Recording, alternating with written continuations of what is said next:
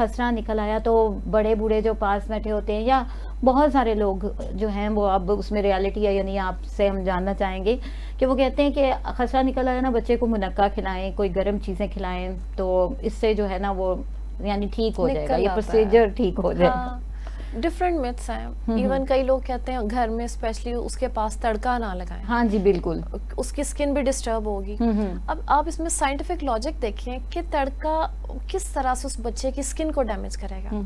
फिर मुनक्का मेवा ऑल दो हेल्दी है, गुड है, लेकिन इसका और स्किन का क्या लिंक है उससे उसकी, बल्कि अगर आप वही मुनक्का पानी में भिगो के उसको दें तो वो बड़ा अच्छा न्यूट्रिशंस को क्लियर करता है। उसके उस तरह वो गर्म होता है, वैसे गर्म है, लेकिन उसको पानी में, तो हर डाइट हर फूड जो भी है उसका बैलेंस करके उसको प्रॉपर तरीके से दें तो डेफिनेटली इंप्रूवमेंट आती है। लेकिन अगर ये कहा जाए, इवन कई फैमिलीज में ये कहा जाता है जैसे कोई गोल्ड या ऐसी कोई चीज सोना पहनाए कि स्किन पे सारा निकल आए, बिल्कुल कि इसकी हिद्दत है, तो मेरा तो ख्याल है हर फैमिली में कोई ना कोई मिथ इस तरह का है, होता है बिल्कुल, लेकिन साइंटिफिकली ऐसा कुछ भी नहीं है। वो स्किन की इन्फेक्शन है, वायरल इन्फेक्शन है और वो उसने ब्लड स्ट्रीम के थ्रू फैलना ही है। ठीक हो गया। तो नाज़रीन, इसमें जो है रियलिटी जो है नहीं है, बल्कि ये मिथ्स हैं, और ऐसा जो है वो टोटके करने से बेहतर ये है कि आप एक कॉम्पिटेंट डॉक्टर से रजू करके फौरी तौर पे ट्रीटमेंट करें, ना कि ये कि इस ट्रीटमेंट को आप जो है वो लिंगर कर दें और उसके बाद ये जो है वो ब्रेन की सोजिश की तरफ चला जाए और मसला जो है काफ़ी गंभीर हो जाए। तो ऐसा नहीं होना चाहिए। तो अच्छा, मैं जानना चाहूँगी आपसे डॉक्टर खदीजा, क्या ये बीमारी मीज़ल्स जो है क्या बार बार हो सकती है? इस हवाले से जानना चाहूँगी कि यह बताइएगा। और दूसरा ये कि अगर ऐसा है तो इससे बचाव का क्या तरीका है? ये बहुत रेयर केसेस में है कि बीमारी दोबारा हो, क्योंकि जब एक दफा बीमारी हो जाती है ना, कोई वायरल अटैक आता है, हमारे अल्लाह ताला ने ब्रेन्स में मेमोरी रखी हुई है उसके वायरस की, अब उस बैक्टीरिया के अगेंस्ट फाइट करने की। तो जब ऐसा इन्फेक्शन होता है ना, हमारी मेमोरी, हमारा दिमाग उसको मेमोराइज कर लेता है कि नेक्स्ट अगर ऐसा अटैक होगा तो हम लोगों ने कैसे फाइट करना है। तो हाँ, अगर ऐसे एनवायरमेंट में रह रहे हैं जो जहाँ पर हाइजीन का ख्याल नहीं रखा जा रहा और उसकी खुद की इम्यूनिटी बहुत ज्यादा कंप्रोमाइज हो गई है, वो खुद बहुत ज्यादा मेलनरिश्ड है, वो खुद हेल्दी नहीं है, तो फिर उसको चांसेस हैं कि दोबारा से उस पर अटैक हो सकता है। सही। अच्छा जी, तो डॉक्टर राबिया, पाकिस्तान में खसरे की क्या सूरत हाल है, इस हवाले से थोड़ी सी बात कीजिएगा, क्योंकि जब तक तो था कि इसका कोई इलाज नहीं था तो मिलियंस ऑफ डेथ्स होती थी इस हवाले से, तो अब का क्या हिसाब किताब है? स्पेशली बरसात के मौसम में जहाँ पे ड्रेनेज इतना बुरी तरह से डिस्टर्ब है, हवा में इतनी ज़्यादा नमी है, तो ये इन्फेक्शन फैलती है और बहुत ज़्यादा, बल्कि आजकल तो इसके बहुत ज़्यादा केसेस हैं। एक बरसात का मौसम और दूसरा जैसी सर्दी शुरू होती है, स्मोग, ये दो सीज़न है जिसमें मीजल्स के या स्किन के कोई भी केसेस हमें नज़र आते हैं। बिल्कुल। तो इस सिचुएशन में सबसे ज़रूरी है एक अपना विटामिन ए लेवल और vitamin D level. Until unless आपके अंदर न्यूट्रिशनल डेफिशिएंसी नहीं है, आपकी इम्यूनिटी वीक है, आप डेफिनेटली कोई ना कोई इन्फेक्शन का शिकार हो जाते हैं। तो अपनी इम्यूनिटी को इम्प्रूव करें थ्रू डाइट, थ्रू हाइजीन, ताकि इर्द गिर्द अगर कोई भी इन्फेक्शन फैल रही है तो आप उसका शिकार ना हो। सही। सबसे अहम बात यह है कि हाइजीन तो बेहतरीन बात है कि आप सफाई सुथराई का ख्याल रखें और कोशिश करें कि अगर खुदा न खास्ता आपके इर्द गिर्द कोई पर्सन ऐसा है या आपके घर में कोई ऐसा पर्सन मौजूद है कि जिसको ये प्रॉब्लम हो गई है, तो उसके कॉन्टेक्ट से जो है वो थोड़ा सा केयरफुल रहें।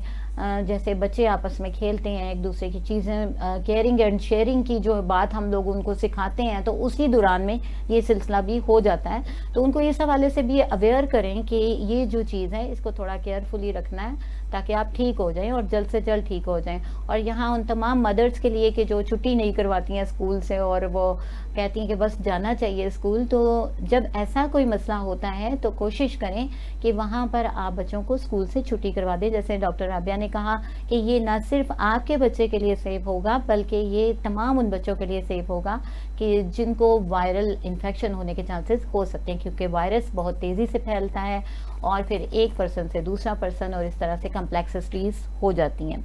अच्छा, ये तो बात हो रही थी कि ये बीमारी जो है बार बार हो सकती है, नहीं हो सकती, इससे बचाव कैसे हो सकता है। इस हवाले से बताइएगा डॉक्टर खदीजा कि क्या बालिग अफराद को भी खतरा हो सकता है? अभी तक तो हम बच्चों की बात कर रहे हैं ना, तो क्या बड़ों को भी ये हो सकता है? अगर उसने अपनी वैक्सीन कंप्लीट नहीं करवाई, क्योंकि मीजल्स की 2 वैक्सीन होती हैं, अगर उसने 1 वैक्सीन करवाई है तो बेशक वो 30 है, 40 है, किसी भी एज में है, उसको ये बीमारी हो सकती है। और सेकंड वही कंडीशन सेम, अगर वो नॉरिश्ड है, उसकी खुद की इम्यूनिटी वीक है और वो अनहाइजेनिक एनवायरनमेंट में रहता है, तो उसको चांसेस हैं कि दोबारा से वो इम्यूनिटी, उसको मीजल्स खसरा का सामना करना पड़े। यानी बड़ों को भी हो सकता है ये, ठीक। तो ये डिपेंड करता है कि यानी किस वक्त आपने यानी मेडिसिन उसकी ली है, वैक्सीनेशन करवाई है, नहीं करवाई, तो उस हवाले से ऐसा हो सकता है। अच्छा, कौन से ऐसे टेस्ट हैं जो कि करवाए जा सकते हैं जिससे पता चल सके ये मीजल्स ही है या कि कुछ और है? इसके स्पेसिफिक टेस्ट नहीं करवाए जाते। ब्लड टेस्ट की अगर बात करें, बहुत रेयर केसेस में करवाया जाता है। इसमें मीजल्स की ही एंटीबॉडीज टेस्ट होता है, ताकि उसे पता चल सके कि इसकी बॉडी में मीजल्स की एंटीबॉडीज आ गई हैं। और ये तकरीबन शुरू में नहीं पता चलेगा, शुरू में बताएंगे तो ये फॉल्स और नेगेटिव टेस्ट आता है। तकरीबन ये 2 हफ्तों गुजरने के 2 हफ्ते तक टाइम पीरियड होता है उसकी इंक्यूबेशन का, तब टेस्ट करवाएंगे तो ये शो होता है। और खुद की इम्यूनिटी एक टेस्ट होता है, बहुत से जगहों पे करवाया जाता है ये कि इसको अटैक हुआ है या नहीं है फर्स्ट 3 डेज में। उसमें एक RNA का एक टेस्ट होता है, वो बहुत रेयर केसेस है, हमारे गले से और या नाक से जो है वो थोड़े से सेल्स देखे जाते हैं। अगर उसके ट्रेसेस मौजूद हो तो वो उसकी RNA जो DNA लेवल पे जो होती है उसकी स्टडीज, वहां पे उसको काउंट किया जाता है। ये बट हमारे पाकिस्तान में इस तरह की कोई सीन नहीं है, तो यहाँ पर सिर्फ क्लिनिकली डायग्नोज किया जाता है कि उसको मुंह में पॉपुलर स्पॉट्स हैं या रैशेज हो रहे हैं या फीवर है। ठीक हो गया, बहुत शुक्रिया, और आपने बहुत ही मुफीद मालूमात दी। मैं चाहूँगी कि इस हवाले से आप दोनों डॉक्टर्स थोड़ा थोड़ा हमें बताइए कि कौन सी ऐसी अलामात हैं जिन पे फ़ौरन हॉस्पिटल चले जाना चाहिए या डॉक्टर के पास चले जाना चाहिए। डॉक्टर राबिया, आप इस हवाले से बताइएगा। अगर खुदा न खास्ता हाई फीवर 102 से ज़्यादा जा रहा है और ये 1 या 2 दिन से ज़्यादा है और मेडिसिन के बावजूद कम नहीं हो रहा, तो बहुत ज़रूरी है सबसे पहले किसी भी डॉक्टर को दिखाएं। डायरिया की सिचुएशन आ गई है और इतना ज़्यादा डायरिया खुदा न खास्ता के डिहाइड्रेशन की तरफ जा रहा है, फेंट हो रहा है, उठा नहीं जा रहा, निढाल हो गया, उसकी मीन्स हमें साइंस नज़र आ जाते हैं उसकी आंखों में और उसकी स्किन में, इतनी ज़्यादा पेल है, डिहाइड्रेशन। इसके अलावा अगर समटाइम्स ऐसा होता है कि इतना हाई फीवर है कि बच्चा बहकी बहकी बातें कर रहा है, समझ नहीं रहा, डरना शुरू हो गया।